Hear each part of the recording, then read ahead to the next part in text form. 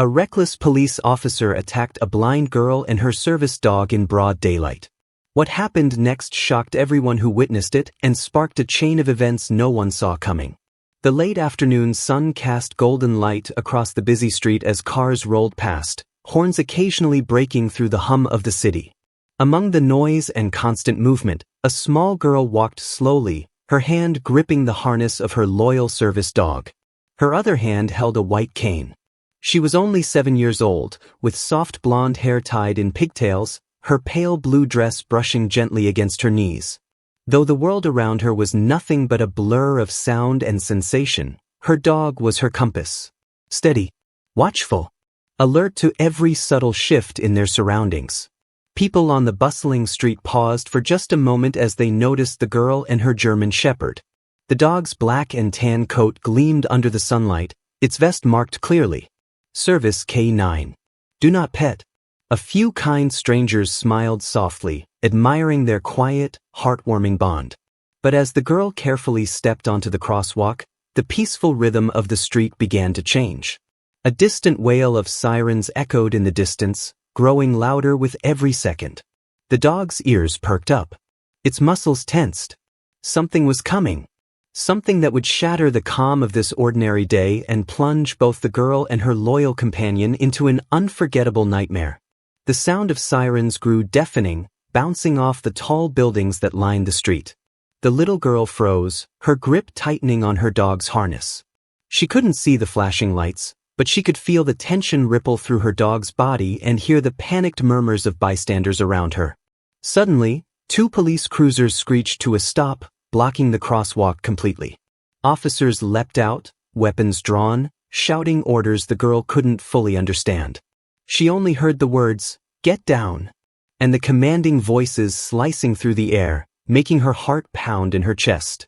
Confused and terrified, she clutched her dog closer, trembling. The dog let out a sharp bark, positioning itself between the girl and the advancing officers. Its stance was protective yet non-aggressive. But to the frantic police, hyped up on adrenaline, it looked like a threat. A single terrifying moment stretched into eternity as the officers moved forward, their adrenaline fueling every step. Then chaos erupted. A loud crack echoed through the air. The sound of a gunshot. The German shepherd yelped and collapsed onto the pavement as the little girl screamed. Bystanders gasped in horror. Some pulled out their phones to record. Others covered their mouths in shock. The girl dropped to her knees, reaching desperately for her wounded companion, her entire world spinning into darkness. The girl's trembling hands found her dog's fur, sticky and warm with blood. Her tears fell fast, mixing with the crimson pooling on the asphalt beneath them. "Please, no," she whispered, her voice cracking in despair. The crowd around them had fallen completely silent, frozen by the unfolding tragedy. The German shepherd lifted its head slightly, whining softly as if trying to comfort her. Despite the pain, its loyal eyes stayed locked on the blind girl, refusing to leave her alone in the chaos. Each shallow breath felt like a ticking clock counting down to heartbreak. Nearby, bystanders started shouting angrily at the officers. "She's just a little girl," one man yelled. Another woman cried out, "That's her service dog." The weight of realization began to dawn on some of the officers, their faces shifting from aggression to shock. But the damage had already been done. The girl clung to her dog, shaking uncontrollably. She couldn't see the horrified expressions on people's faces or the cameras recording the moment. But she could hear the gasps, the sirens, the whispers. Her world was now just pain, fear, and the desperate hope that her best friend would somehow survive. The tension in the air shifted as the crowd grew more restless. Parents pulled their children closer, shielding their eyes from the heartbreaking scene. A man at the front stepped forward, pointing directly at the officers. "You've gone too far. She's blind. Look at her dog. He's dying because of you." More voices joined in, rising into a chorus of outrage. Someone was filming on their phone, broadcasting the injustice live to social media. The officers exchanged nervous glances, suddenly realizing the situation was spiraling out of control. Blue and red lights flashed against tear-streaked faces as the reality of what they'd done hit the community like a crashing wave. Suddenly, the German Shepherd gave a weak bark, trying to rise. His front paws trembled under his own weight, but his eyes stayed fixed on his girl. She reached out, feeling his movement, and whispered through her sobs, "Please don't leave me. I need you." The police finally stepped back, their once commanding presence now shrinking under the judgmental stares of the crowd. A paramedic pushed through the sea of people, crouching low beside the little girl. "I'm going to help him," she said gently. For the first time, a glimmer of hope flickered through the girl's fear-filled world. If this story touches your heart, please share it with someone who believes in standing up for what's right. As the paramedic carefully examined the German Shepherd, an elderly man emerged from the crowd.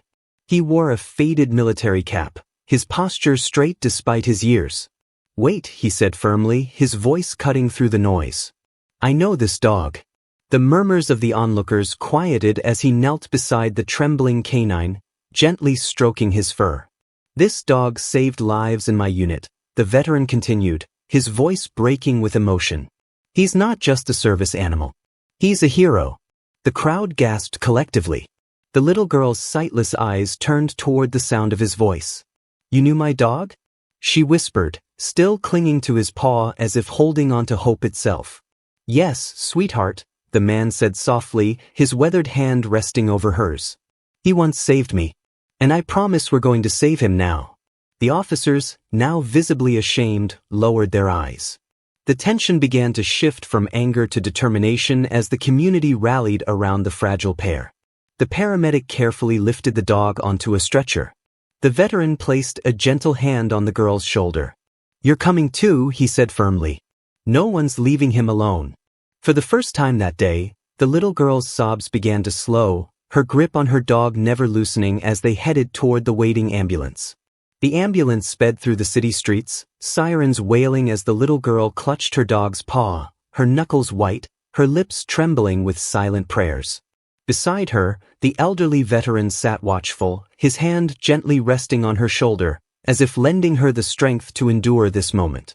Inside the emergency room, doctors and veterinary specialists worked together in a coordinated effort. The dog's breathing was shallow, his body bruised and bleeding, but his spirit remained unbroken. "He's a fighter," one vet murmured as they attached in four-line.